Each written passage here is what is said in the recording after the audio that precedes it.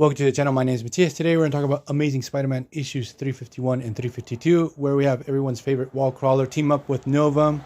They're going to have to deal with the infamous Tri-Sentinel, a character that the last time Spidey had to go toe-to-toe against, he was Captain Universe.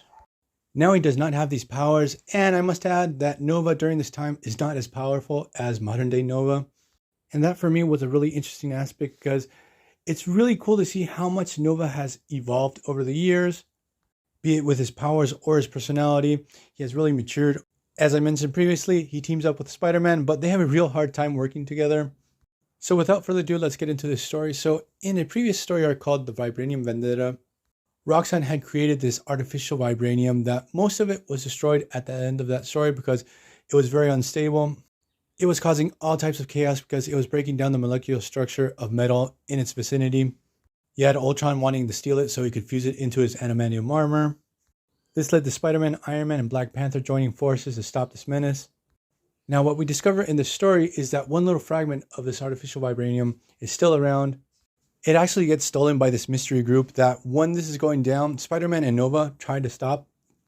And what happens is that our heroes can't get this team up to work and the bad guys are able to get away. So Spidey was able to tag the getaway vehicle with one of his spider tracers. But basically what happens is that they have gone way out of state and he just can't go swinging there. So Spider-Man has to end up tracking down Nova to fly him to where this artificial vibranium is. It's sort of funny because both characters see each other as the main obstacle to why they screwed up with stopping these bad guys from stealing the vibranium in the first place. And I guess for Peter Parker, it's pretty humiliating to say to Nova, look, I really need you. I can't fly. I can't go so far. I'm a city hero. And that's something really interesting about Spider-Man himself. When he's not in a city setting, it always feels weird. Even when he's not in New York City, it feels a little bit off, especially during this time because this would not happen too often.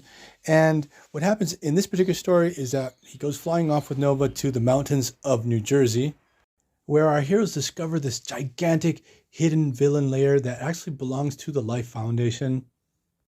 Now, I don't know too much about the Life Foundation. Like, I remember them being the main antagonist to the first Venom miniseries. They're the ones responsible for creating all those other new symbiotes like Phage and Lasher and Riot.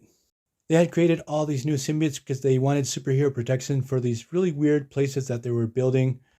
So they were creating like these underground communities or shielded communities that were getting ready for the end of the world. It's a weird mix of preppers, doomsday cult, and real estate going on with the Life Foundation. And the thing is that when the shit hits the fan at the end of the world, they need superhero protection. Now, this is what Spider-Man and Nova have come across, one of these communities. And the protection for this one is actually the Tri-Sentinel. Now, what we discover as a reader is that the Life Foundation had stolen this artificial vibranium as a failsafe. Now, if anything goes wrong with the Sentinel, it goes rogue or starts attacking them, the Life Foundation actually put in a failsafe within its positronic brain. So what happens is Nova jumps into battle without giving Spider-Man a heads up. They have no plan, and the Life Foundation immediately activates the Tri-Sentinel. But instead of trying to stop the heroes, the Tri-Sentinel actually reverts back to its original programming. So basically what happens is the Tri-Sentinel breaks free, it just levels the Life Foundation base. It starts flying away. Both heroes, Spider-Man and Nova, are in hot pursuit. Now, in the original Acts of Vengeance story arc, Loki actually had programmed the Tri-Sentinel to destroy a nuclear facility in New Jersey and just produce all kinds of chaos with the fallout. So since there's magic involved, the Life Foundation cannot override this programming. And another thing is that the failsafe that they put in is just not working. So as I mentioned previously, Spider-Man has already dealt with the Tri-Sentinel, but now he's not Captain Universe. Now he has to use his smarts to be able to defeat this gigantic machine. So what he does, he just crawls into the Tri-Sentinel. And he actually has to deal with the internal defenses that this machine has.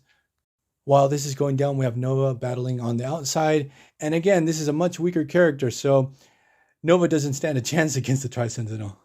So at the end of the story, Spider-Man is able to reach the device that has the artificial vibranium on the inside. He's able to break it open. Immediately, the Tri-Sentinel starts melting. Our heroes have saved the day. So I'm going to leave this video here. It's just a dumb but fun story. I really love Mark Bagley's art on it. I hope you guys liked it. See you guys next time. Bye.